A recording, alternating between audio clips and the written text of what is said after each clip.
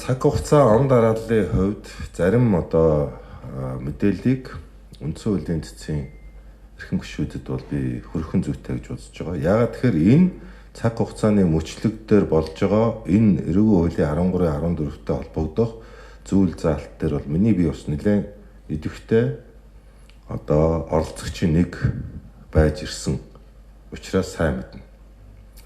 2013-аас 14 онд энэ зүйл заалтыг одоо гүтгэх гэдэг асуудлыг эрүүгийн хуулийн гэмт хэрэгээс хасаад зөрчил рүү оруулаасаа гэдэг ийм хүчтэй лоббиг хэвлэл мэдээллийн байгууллагын төлөөлөгчид хийж байсныг сая инэрл сэтгүүлч хэллээ.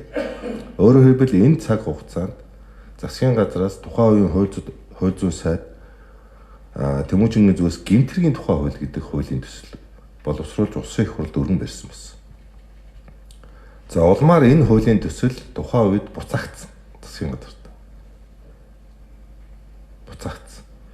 За ингээ батлагдахдаа дараагийн сайд Орлогжийн одоо зүгээс буцааж өргөн баригдсан улсын их хурлд. За ингээ 2015 онд энэ эрүүгийн хууль бол батлагдсан байсан. Тийхүү батлагдахдаа саяны дурдсанчлан хэвлэл мэдээллийн одоо байгууллагын төлөөлөгчдийн одоо би лобби гэж хэлээ да. Лобби юм да. Энэ одоо лобби бол нэлээд нөлөөлж одоо энэ зөрчлийн тухай хууль зөрчил болж орсон байсан. За тухайн үед бол одоо нийгэм гэхээсээ илүү хэвлэл мэдээллийн байгууллагын бол маш их энийг одоо баярч Монгол улс одоо эрүүгийн хуулиар сэтгүүлчтэй шийдэгдэггүй боллоо. Тийм ээ. Бид бараг одоо гавд өмнөөс аврагдлаа гэсэн ийм ойлголцтой байсан. За миний хувьд 2016 оны 8 сарын 8-ны өдөр хууль зүйн дотоод хэргийн дэд сайдаар томилогдсон. Тэр үед 2016 оны 9 сарын 1-ээс эрүүгийн хууль хүчин төгөлдөр үйлчлэх гэж байсан. Батлагдсан эрүүгийн хууль маань 2016 оны 9 сарын 1-ээс үйлчлэх гэсэн. Өөрөөр хэлбэл томилогдсноос хойш сарын дараа гэсэн үг. За юун түрүүнд энэ хуулийн үйлчлэлийг 6 сарын хугацаагаар хойшлуулах хэрэгцээ шаардлага байсан. Яагаад тэгэхээр эрүүгийн хэрэг хэн шийдвэрлэх тухай хууль нь ёслогдоогүй засгийн газарт буцаагдсан байсан. Тэгэхээр эрүүгийн хууль, эрүүгийн хэрэг хэн шийдвэрлэх тухай хууль бол хамтдаа цугаараа нэг цаг хугацаанд уялдаж хэрэгжих ийм нөхцөл байдлын унаас эхлээд хугацааны хувьд 2017 оны 7 сарын 1-ээс үйлчлэхээр хугацааг нь хойшлуулсан. За ингэж хойшлуулснаасаа хойш эрүүгийн хуулийг ийм тэр одоо батлагдсан байсан өөрчлөлтийг боловсронгуй болгох асуудлыг засгийн газарт ажлын хэсгийг миний бие өөрөө ахалж үзсэн. За энэ хүрээнд сая хөндөгдөөд байгаа зөрчлийн хуульд орцсон гүтгэх гэдэг тэр нэршлэрээ шүү. Гүтгэх гэдэг нэршлэрээ зөрчлийн хуульд орсон байсан. Өөрөөр хэлбэл өмнөх засгийн газар улсын их хурл энэ гүтгэх үйлдэлийг зөрчил гэж үзсэн байсан. За энийг бол эрүүгийн эрх зүйн бүх шинжилгээ ухааны эрдэмтэд бол одоо шууд хэлнэ. Ямар ч хуульчид гүтгэх бол зөрчил биш. Зөрчил гэмт хэрэг хоёрын үндсэн ялгаа нь бол тухайн үеийн гэм буруу санаа сэтгэл зориг гэж яриад байгаа. Сая энэ олон хуульчид Орсын хамгуулагч номын байцаагтай ярьж байна. Галбаатар хуульчид гэсэн өөрсдөө ярьж байна. Энэ субъектив санаа сэтгэл. Санаа зорилгыг ялгадаггүй, тогтоодоггүй. Тэр хамаагүй. Улаан гэрлэр санаатаа гарсан уу, санамсаргүй гарсан уу? Амьд чинь гэж одоо генийн төрөгдлөөр гарсан уу? Бүр зориуд дүрм зөрчий хөдөлгөөн цаад болъё гэж гарсан уу? Эсвэл амиа орлох гэж гарсан уу? Буюу энэ олон санаа зорилго сэтлүүд замын хөдөлгөөний энэ улаан гэрлэр гарчулуу болохгүй гэдэг зөрчлийн хувьд огт падгүй байдаг. Тэр одоо замын цагдаа энэ зөрчил шийтгэл ногдуулахдаа та ямар санаа сэтлэр улаан гэрлэр гарваа гэдгийг асуудаггүй. Зөвхөн факт хангалттай байдаг. Төгс үйлдэл хангалттай байдаг. Улаан гэрлэр гарсан уу? Гарсан. Тэгээд 10,000 төгрөгөөрөө торгуулна. Зөрчлийн хууль гэдэг бол ийм зөрчлүүдийн нэгдэл байдаг. Гэтэл тоон дотор өсөг зохиж явна гэхчээр энэ дотор тодорхой санаа зорилготой хүний гутаах нэр төр зориуд халдах, үгсэн хувилдах. Өөр бусад ямар ч зориг санаа сэтэл байж магадгүй, атаа орсол байж магадгүй, өс сонзон байж магадгүй. Магадгүй төрийн эрхийг хууль бусаар авах гадна дотны захиалгатай тусгай албадын ч үйл ажиллагааны оролцогч байж магадгүй. Ийм олон үйлдэлтэй үйлдийг зөрчил дотор оруулсан байсан. За тийм учраас миний би энэ асуудлыг засгийн газарт ажил хийж явахдаа энэ бол гэмт хэрэг юм а гэдэг байр суурийг илэрхийлсэн. За тухайн үед мөн сэтгүүлчдийн одоо төлөөллийн байгууллагууд одоо энэ буцаагаад гэмт хэрэгт ороод сэтгүүлчдийг одоо мангасдах гэж, хөнгөлдөх гэж гэдэг ийм одоо ойлголт бас илэрхийлжсэн. За энэ бол төөрөгдөл байсан. Тухайн үед миний хувьд ажлын хэсгийн ахлагчаар сэтгүүлчдийн байгууллагын төлөөлөлтөд 20 гаруй орчим хүнтэй уулзчихсан. Ингэхдээ хэрвээ энэ гүтгэх гэдэг үйлдэл цаашдаа зөрчлийн хуулийн дагуулаа явах юм бол эсвэргээрээ Монголын сэтгүүлчд илүү олноороо зөрчлийн хуулиар шийдэгдэнэ. Харин эрүүгийн хууль дээрээ байх юм бол энэ бол онол арга зүйхаа хувьд тэр яриад байгаа гин буруугийн санаа сэтлийг тогтоох. Тэр субъектив, объектив талуудыг тал бүрээс нь одоо шалгах процессын ийм онцлог ялгаатай байдлаараа магадгүй илүү эрх зүйн хамгаалтанд байх юм шүү гэдэг энэ байр суурийг илэрхийлж байна. Тухайн үед одоо улс төрийн нөхцөл байдал нь парламентд мөн хэвлэл мэдээллийн байгууллагын хүчтэй лобби байсан, мөн ойлголтын яг ийм андуурал төрөгдөл бас байсан. Тэр ч утгаараа парламент дээр яригдж байгаад энэ зөрчлөөр батлагдсан. За ингээд тэрнээс хойш та бүхэн статистик тоог одоо авч үзээрэй.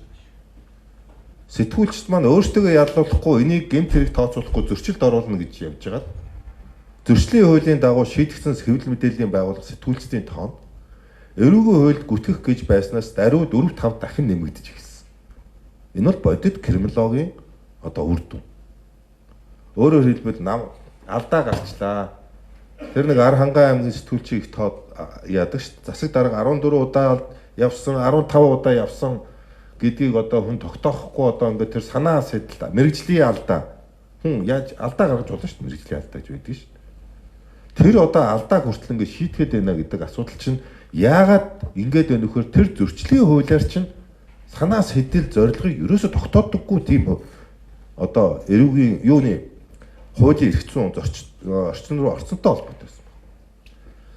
За улмаар энэ асуудал дахиж яваад миний хувьд 2017 онд хууль зүйн дотоод хэргийн яам дээр байсан эрүү зөрчлийн хуулийн хэрэгжилттэй холбоотой асуудлыг одоо хянан шалгаж санал дүгнэлт боловсруулах байнгын ажлын хэсгийн ахлагчийн хувьар энэ асуудлыг энэ ажлын хэсгээр 2-3 удаа анхааралтай ажиглаж явж исэн.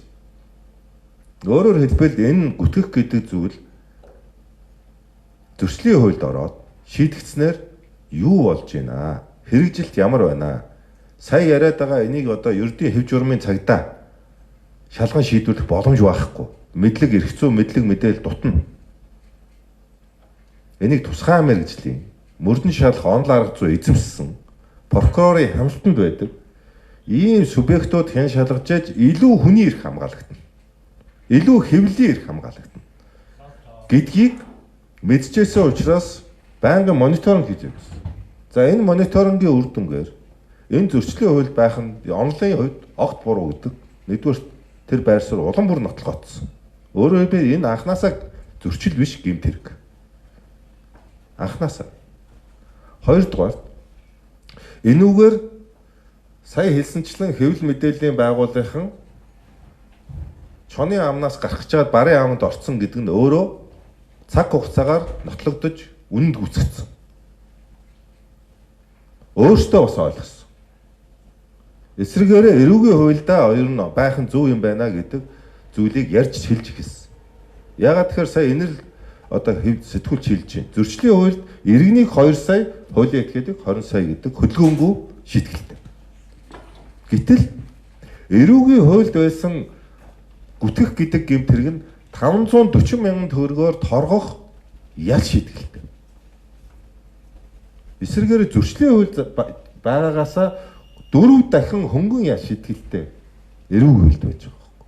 Тэгэхээр эн чинь өөрөө эрүү зөрчил ийм хуулийн нөгөө нэг ял шийтгэлийн бодлого дээр хүртэл уруу хамааралтай болгоцсон.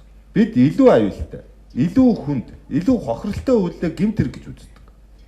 Илүү хөнгөн, илүү бага, илүү ял шийтгэлтэй зүйлээ зөрчил гэж үздэг. Гэтэл яг энэ гүтгэх үйлдлийн тухайтад эрүүгийн хууль болон зөрчлийн хууль заасан энэ ял шийтгэлийн бодлого нь уруу хамааралтай болсон юм. Тийм ч учраас энэ эрүүгийн хууль буцаан оруулахдаа хэд хэдэн нөхцөлийг зайлшгүй харгалзан авч үзэх ёстой байна гэж байнгын ажиллагаатай ажлын хэсэгтээ ярьж хуулийн төсөл боловсрогдсон байсан 2018 онд. 2018 оны 3 сард энэ хуулийн төсөл боловсрогдож засгийн газар холбогдох байгууллагуудаас хуулийн төслөөр санал авсан. За энэ ажлын хэсгийн ахлагч нь би байсан.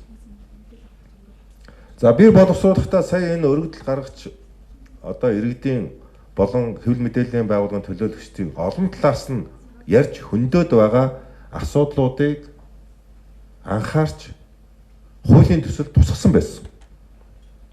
Үүнд нэгдүгээрт хүн нэр төртөө алдар хүнстэй. Бид нар зарим тусгай мэргэжлийн онцлогийг энд ярих ёсгүй. Эрүүгийн хууль тодорхой мэргэжлийн онцлогоо заагалж хамгаалахгүй. Хүнийг хүн болох хувьд нь л хамгаалж байгаа хууль. Тийм учраас хүний нэр төр эрүүгийн хуулиар хамгаалагдах ёстой. Алдар хүнд хамгаалагдах ёстой.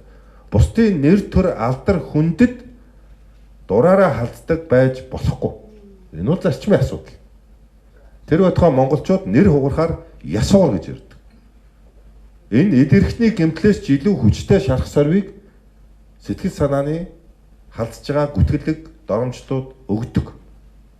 Ялангуяа нэр алдартай бизнесийн байгууллагын хувьд нэр төр гэдэг бол ямар ч их мөнгөөр хэмжигдшгүй тийм алдартай байдаг.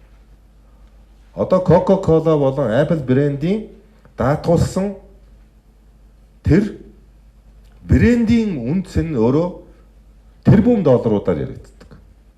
Үнэлэгдэхгүй.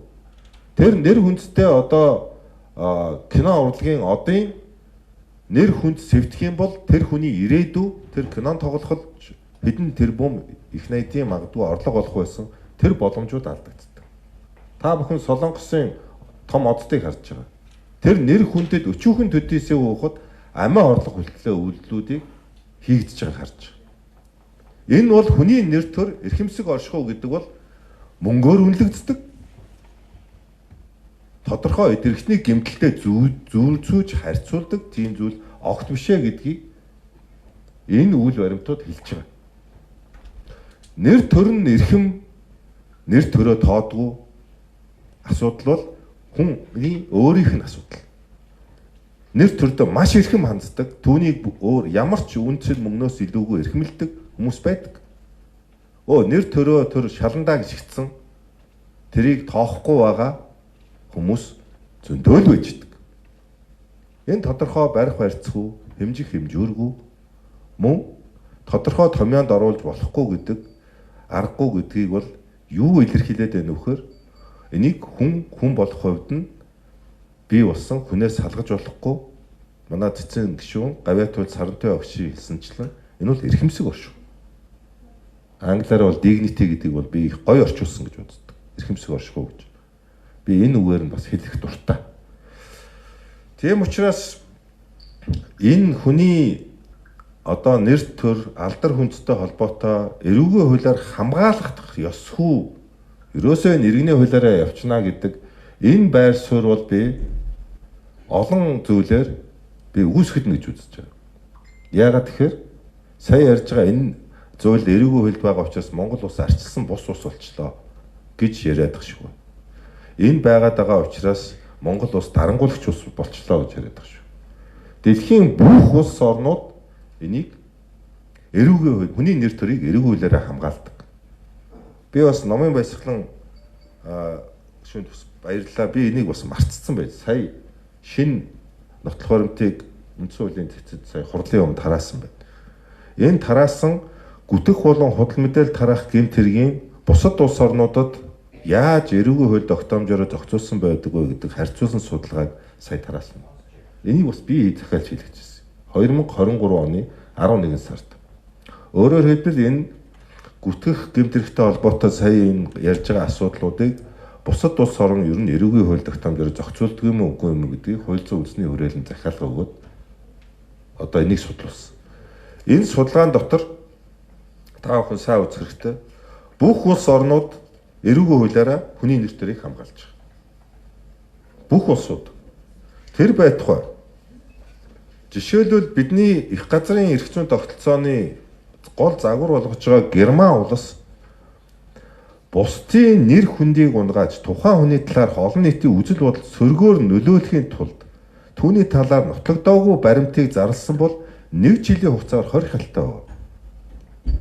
Бусдад холбоотой баримтыг худал гэдгийг мэдсээр байж зарлажсан эсвэл тараасан нь түүнийг доромжилсан олон нийтийн үзэл бодол сөргөөр нөлөөлсөн эсвэл зээлийн чадварт нь аюул учруулсан бол 2 жилийн хүртэл хугацаагаар хорихыг шийдэх хэрэг. Бусад улс орнуудын энэ эрүүгийн хуулиудад зохицуулагдсан байдлыг авч үзвэл энэ илүү хүнд ял шийдэлтэй байна. Бүгд найрамд Хятад талд улс 3 жил хүртэл хугацаагаар хорих алтай байна. Франц улс 12 мянган еврогоор торгохоор байна. 12 мянган евро шүү. Монгол улс 100 мянгаас 450 мянган төгрөгөөр торгож байгаа. Хамгийн бага ял одоо хөнгөн ялаа шийтгүүлж байгаа улс бол Монгол улс байна. Энэ зүйл анги дээр 1 жилийн хугацаагаар хорих ял, 1 жилийн хугацаагаар зорчхорхийг хязгаарлах ял үйлчилж байсан. Үүнийг миний бие хууль зүйн дэд сайдаар ажиллаж байх үедээ хорих болон зорчих эрхийг хязгаарлах ялыг нь энэ гүтгэх гэдэг гэм тэргээс авч ийсэн. Эсвэргээрээ сая яриад байгаа энэ хэвлэл мэдээллийн байгууллагын сэтгүүлчнэр их чөлөөг шоромжуулж болохгүй.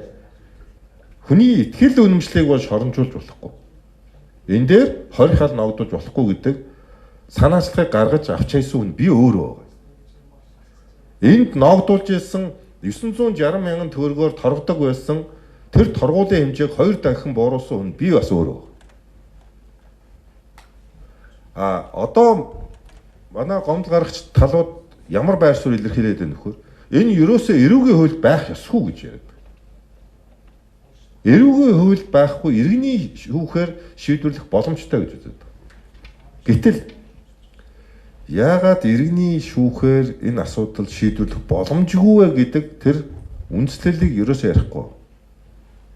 Иргэний шүүх бол тухайн эрх хөндөгдсөн этгээдийн эрхийг сэргээх чиглэсэн. Ингэхдээ талуудын эрхтгч оролцоо өөрийнх нь гаргаж өгсөн нотлох баримтын хүрээнд шийдвэрлэдэг. Нотлох баримтыг өөрөө олох үр хүлээдэг. Иргэний шүүхтэр онцлог байхгүй. Эрүүгийн хууль хэрэг хэн шийдвэрлэх хууль дээр юу болдог вэ? Энэхүү гин буруугийн нотлох баримтыг олох үүргийг төр хүлээдэг. Иргэн өөрөө биш. Гэтэл сүүлийн үеийн дэлхийн нийтийн чиг хандлага энэ олон улсын байдлыг авч үзэхэд цахим орчинд үйлдэж байгаа гэмт хэрэг олон арга дахин нэмэгдэж байна. Ялангуяа гүтгэлэг гэдэг асуудал бол цахим орчинд илүүтэй түгээгдэж байгаа. Энийг ганцхан хэвлэл мэдээллийн хэрэгсэл хийдэг гэж хамаатуулж ярьж болохгүй. Сая одоо манай Баттуул хэлж байна. Жирийн иргэд жирийн иргэдээ одоо гүтгдэг асуудал огт байдаггүй тийм байхгүй юм шиг яриад байгаа. Одоо харин эсрэгээр миний ойлгож байгаагаар Оросоо өмгөөлөгчийн одоо үндсэн хуулийн цэцэд гаргасан хавсралт мэдээ материал дотор харин хэвлэл мэдээллийн байгууллага биш.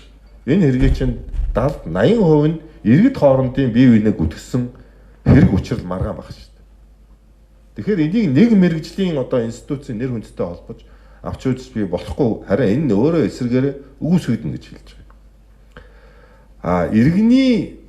Иргэд хоорондоо өөрийн нэр төрийг хамгаалах хүрээнд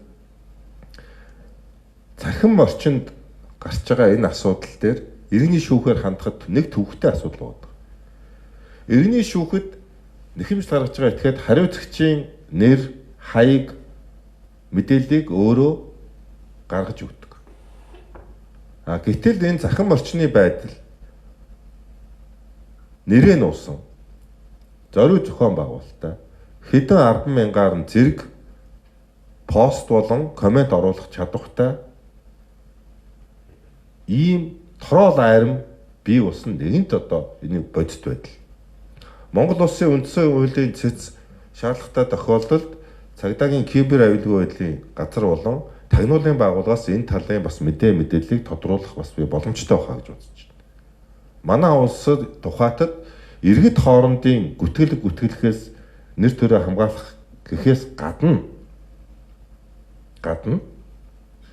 гадаад улсаас зохион байгуулалттай цахим халдлага тороолын одоо үйл ажиллагаа бол маш идэвхтэй, ялангуяа ковидоос хойш одоо сүүлийн 2-3 жилийн гадаад дайн мөргөлдөөний нөхцөл байдалтай холбоотойгоор эрс идэвхтэй үйл ажиллагаанд явагдаж байна. Энэ нь өөрөө Монгол улсын үндэсний аюулгүй байдал, төрийн бүрэн эрхт байдал, шийдвэр гаргах чадамж, мөн засгийн бүх эрх ард түмний мэдэлд байна. Ард түмэн энэхүү эрхээ өөрийн сонгож байгуулсан төлөөлөгчдөрөө дамжуулан хэрэгжүүлнэ гэсэн үндсэн хууль заасан эрхээ эдлэгт нь нөлөөлөх ийм зохион байгуулалттай үйл ажиллагаа явуулдгийг бид мэднэ. Ялангуяа сонгуулийн үед. Тийм учраас ийм зохион байгуулалттай энэ үйл ажиллагаа олон нийтийг төөрөгдүүлж ил судал мэдээлэлээр түгээх нь өөрөө эсрэгээр ард түмний мэдэх хэрэг. Ард түмэн сонголтоо чөлөөтэй их. Энэ эрхэд нөлөөлөх улмаар Монголын төрийг Монголын ард түмэн биш өөр улс мэддэг байх ийм аюултай асуудал руу орчихъя гэдэг утгаар энэ бол ганцхан хүний эрх нэр төр гэхээс гадна Монгол улсын үндэсний аюулгүй байдлын сая ярьсан эрх ашигын үүднээс хүний эрхэд хуулиар зарим хязгаарлалт тавьж болно гэсэн энэ залтууд холбогдож гарч ирж байна. Тийм учраас одоо энийг ярьж байна. За үргэлжлүүлж би түүх ярихад энэ гүтгэх гэдэг одоо агуулгаар 2018 онд миний бие ахлаад хуулийн төслийг боловсруулад за улсын их хурлд өргөн барьсан. За улсын их хурлд өргөн барьсан цаг хугацаа нь бол намайг дэд сайд болсон 19 онд өргөн баригдсан. Тэгвэл яг миний одоо боловсруулж байсан тэр үг агуулгаар. За энэ бол сая өргөдөл гаргаад байгаа иргэдийн хөндөд байгаа хэд хэдэн асуудлыг тусгасан байсан.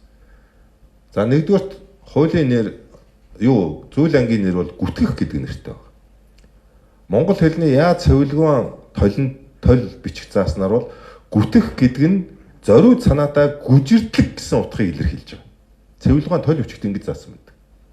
Гүтгэх гэдэг үгийн утга нь бол гүжирдлэг юм а гэж. Тэгэхээр хуулийн үгийг гүтгэх гэж бичсэн нь бол гүжирдэх гэдэг бол өөрөө зориуд санаатай идэвхтэй үйл ажиллагаа. Санамсаргүйгээр алдаа гаргаж хүнийг гүжирдэнэ гэж байдаггүй байна. Ийм утгыг илэрхийлэхгүй. Гүжирдэнэ гэдэг үг нь өөрөө шууд зориуд санаатай идэвхтэй үйл ажиллагаа хэлж байна. Санаа зорилгын идэвхтэй үйл ажиллагаа. За тийм учраас гүтэх гэдэг одоо тэр үг нь хэлцэн хувьд бол зөв юм байна. Хоёрдугаарт одоо 2007 онд Монгол улсын дээд шүүхээс гаргасан энэ гүтгэх гэдэг гэмт хэргийн тайлбар нь өөрөө мөн онол арга зүйн хувьд бас зөв юм байна. Доромжлох гэдэг зүйл ангийг тайлбарлахдаа улсын дээд шүүх бол гутаах зорилго гэж тайлбарсан. Гутаах. Гүтгэх гэдгийг бол гүжирдлэг гэж тайлбарсан. Тэгэхээр энэ хоёр санаа зорилгыг нэгтгсэн хэлбэрээр зориуд санаатай идэвхтэй энэ үйл ажиллагааг гүтгэх одоо гэмтэргийн үндсэн шинж байдлаар нэгдүгээр томьёолсон.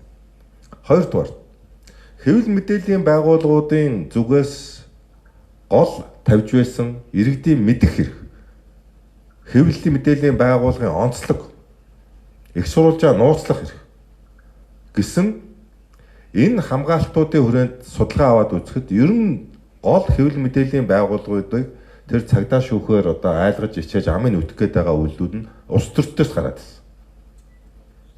Улс төрчдөөс. Тийм учраас энэ гүтгэх гэдэг гэмт хэрэг тайлбар оруулж өгсөн. Тайлбар маш их нюанстай байна. Тухайн албаны одоо албан үүргээ хэрэгжүүлсэнтэй нь холбогдуулж улс төрийн одоо албан тушаалтныг хардаж сэрдсэнийг гүтгэсэн тооцохгүй гэдэг ийм тайлбарыг оруулж өгсөн. Энэ бол юу хэлээд байна вөхөр сая яриад байгаа сэтгүүлчдийн гол тавиад байгаа энэ иргэдийн мэдэх эрхийг хамгаалах, эрен сурвалжлах, тэр мэдээ материалын нийтлэх эрхийг тэр цагдаагаар айлгах, тэр одоо гав дөнгнөөс нь салгаж өгөх зорилготой ийм заалт байсан. Тухайн улс төрчийг албаны бүрхэн эрхээ хэрэгжүүлэлтэйгээ нь холбогдуулж гэж байгаа шүү. За энэ яагаад ингэж бас ийм онцлог нөхцөл байдлыг бичиж өгсөн гэхээр Америкийн дээд шүүх энэ Сулливаны хэрэг гэж байна. Кейс стади болж шийдэгдсэн. Энэ хэрэгэд 1964 онд Нью-Йорк Таймс Сулливаны хэргийг шийдвэрлэхдээ ийм шийдвэр гаргасан байна. За энэ Америкийн улсын дээд шүүхийн шийдвэрт ингэж бичиж байгаа. Гүтгэлгийг нотлохын тулд төрийн албан тушаалтанд тэдний эсрэг хэлсэн зүйл нь жинхэнэ хорон санаагаар, өөрөөр хэлбэл энэ нь худал гэдгийг мэдсээр байж эсвэл үннийг хайхрамжгүй хандсан гэдгээ харуулах ёстой гэж шийдвэртээ дурдсан байна. Тэгэхээр энэ юу илэрхийлж байгаа нөхөр иргэд болон хэвлэл мэдээллийн байгууллагын хүн нь нийтийн албан тушаалтан болох хувьдаа хувь хүнээс илүү онцлог, илүү хатуу шаардлагатай байна. Гомдох хэрэгтэй. Илүү ердийн хүнийг бодвол илүү хүлээцтэй байх, илүү төвчээртэй байх. Ийм шаардлагуудыг тавих ёстой гэж Америкийн дээд шүүх үзсэн байдаг. Тийм учраас албан тушаал хашиж байгаа бол албаны чинь бүрэн эрхээ хэрэгжүүлсэнтэй холбоотой хардаж сэрдэж байгаа асуудал дээр бити материалын нулимс сунгаад гомдож цагдаад өгөөдэй гэдэг шаардлагыг эрүүг үйл дээр тавихыг одоо хүссэн. Харин сэтгүүлч хэвлэл мэдээллийн байгууллагын албаагч тухайн нийтийн албан тушаалтыг хувь хүнийх нь хувьд гүтгэсэн болвол яг бусад иргэдийн нэгэн адил тэр албан тушаалтан мөн гомдох хэрэгтэй байх ёстой гэдэг нөгөө талд нь тэр эрхийг бас нээж өгсөн. Тухайлбал хувь хүнийх нь хувьд одоо нэр төрд нь халдаад байж бас болохгүй. Адилхан хүн албан тушаал эрхэлж байгаа хувьдаа авилга авсан байна, ингэсэн байна, мөнгө идсэн байна, ашигласан байна. Энэ хардлага сэрэлгүүдийн асуудлаар бол тэр албан тушаалтан иргэний журмаараа шүүхтэй ханд. Ийм ялгамжтай зохицуултыг оруулж ирсэн. Хоёрдугаарт сая одоо Орсын хуульчийн хэлж байгаачлан мөн өөрийн номондоо бичиж байсанчлан онцгой байдлын албаагч, прокурорын байгууллага, цагдаагийн байгууллага ковидын үеүүдэд иргэндээ гомдож, иргэнээ цагдаад хандаж шийдвүүлсэн асуудал үүссэн. Энэ бол бодит асуудал. Энийг хааж өгөхийн тухайд төрийн байгууллага энэ гүтгсэн гэдгээр гомдол гарахгүй гэдэг хоёр дахь тайлбарыг хийж өгсөн. За ингээд энэ хуулийн төсөл 2019 онд Улсын их хурлд өргөн баригдаад 2020 оны 1 сарын 10-ны өдөр Улсын их хурл батлагдах явцад энэ гүтгэх гэдэг саяны хэлсэн хоёр тайлбартай эрүүгийн хуулийн заалт сэтгүүлчдийн нэгдсэн эвлэлийн ерөнхийлөгч Мандах хоёр гэдэг хүний гарын үсгтээ Улсын их хурлын байнгын орой ажлын хэсэгт өгсөн хүсэлт хүү шаардлага гэхүү энэний хар гаагаар илт худал мэдээлэл тараах гэдэг саяны одоогийн үйлчилж байгаа энэ заалттай ийм гэмт хэрэг болцсон. Тухайн үед би анх удаа лайв хийжсэн. Тэр хүнийг сайн муугаар хэлж. Хүн бас мэдэхгүй байж болно. Энэ эрүүгийн хууль гэдэг бол шинжлэх ухаан. хэвлэл мэдээллийн байгууллага сэтгүүлчтэй хамгаалах гэж байна гэж худлаа шоудж жагаад эсэргээрээ сэтгүүлчтэй хорлсон, сэтгүүлчтэй шоронд оруулсан.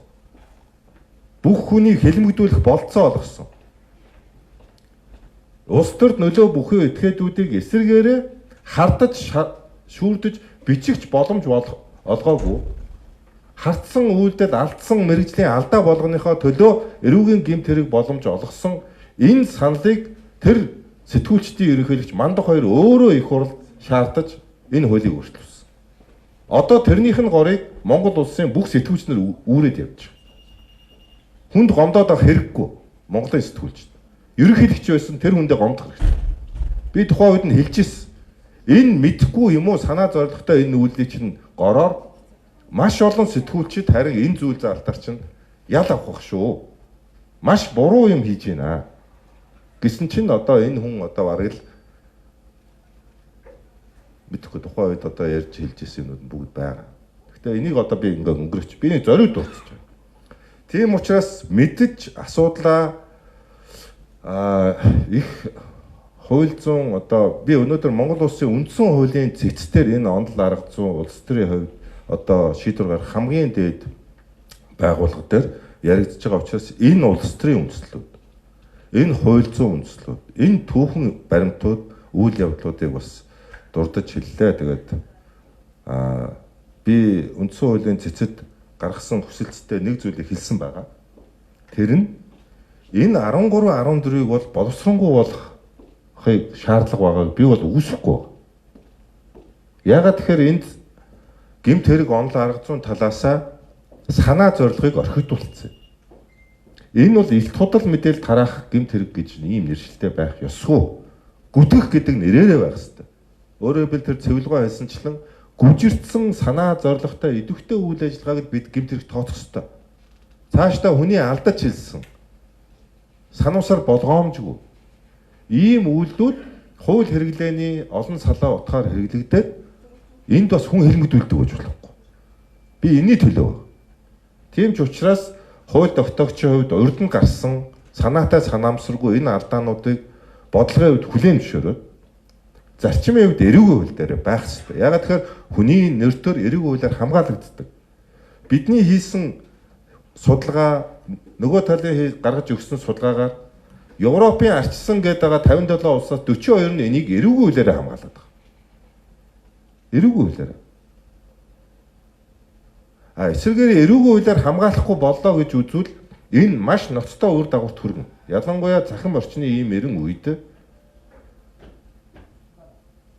иргэний шүүх тэр тороол хаягны цаана хэн байгааг илрүүлэх боломж байхгүй. Чадахгүй. Тэр нэхэмж гаргаж байгаа хүн өөрөө тогтоож чадахгүй. Энийг зөвхөн гэмт хэрэгтэй тэмцэх, энийг илрүүлэх чадвартай төр илрүүлж байна. Мөрдөх алба илрүүлж байна. Тэр нь ямар үндслээр гэхээр эрүүгийн хууль байж иж энэ хамгаалагдана